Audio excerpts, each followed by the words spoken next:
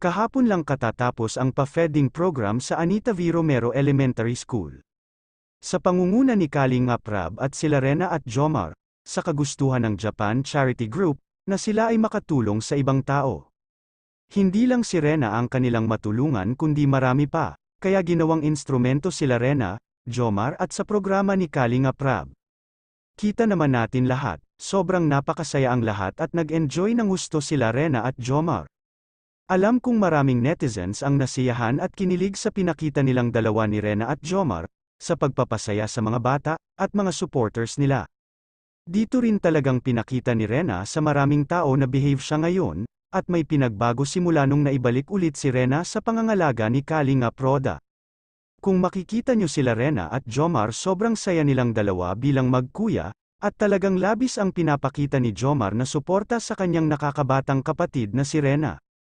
Sa tingin naman ng mga tao ay mukhang sobrang close nilang dalawa, biruin mo naman kahit nasa labas ay nagbibiruan, at sumasayaw silang dalawa ni Jomar. Kahit nasa tabi pa mismo nila si Kalingap Edo, na tinitignan niya si Rena at tumetawa na lang si Edo, habang si Rena naman ay hindi natin nakita, na nilapitan niya si Edo at mukhang hindi niya ata dito pinapansin si Edo. Samantala mula sa pagbigay ng school supply ay may pasayaw-sayaw pa silang dalawa, nila Rena at Jomar, kaya sa sobrang pagod na rin ni Rena ay umupo na lang sa tabi, hanggang sa pinanood na lang niya sila Jomar habang nagbibigay ng pagkaing Jollibee. Habang nakaupo si Rena sa tabi ni Kalinga Prab, at naitanong ni Rab kay Rena kung sino ang mahal mo.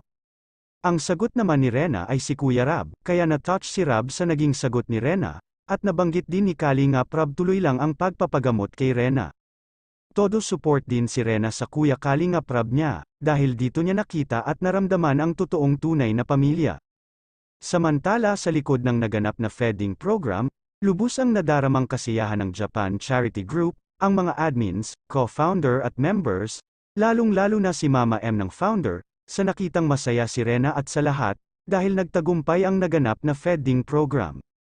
Halos hindi daw makakain at makatulog si Mama M, dahil sa sobrang saya niya, at ganito pala pakiramdam pag tumutulong sa tao, at nakikita mong maraming napapasaya, kaya mas lalong ginaganahan siyang tumulong. Sa mga nakapanood at hindi pa nakapanood sa vlog ni Kalinga Prab, pwede pa ninyo panoorin at humabol. Kung maari sana paki-share na rin yung video ni Kalinga Prab, para sa ganun dumami pa ang views ni Rena. Sa aming napag-usapan sa Japan Charity Group, napakadami pang aabangan ng mga supporters nila Rena at Jomar na pasabog. Hindi lang yan nagtatapos ang event ng Japan Charity Group, kung gaano kasaya sa feeding, mayroon pang mas masaya at pinakamasaya na aabangan. Sabi ko nga kung pwede ko nga lang banggitin kung ano mga yun, baka wala na kayong ganang panoorin kung sakali, at mas maganda kung abangan na lang nating lahat. Kaya pagtulong-tulungan po natin na suportahan sila Rena at Jomar, ganun din si Kalinga Prab at kay Kuya Val at Ate Edna Vlog. At muli kong ipakilala ang mga charity, sa pangunguna ng Compassionate Heart Caring for Charity at Japan Charity Group, naway suportahan po lagi natin, para sa ganun lumawak pa ang kanilang pagtulong, at syempre ang aking munting YouTube channel Kaagapay Mo.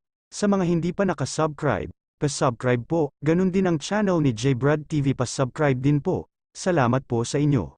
갑자기 내게 나타나준 너 난 아무 말도 할 수가 없었지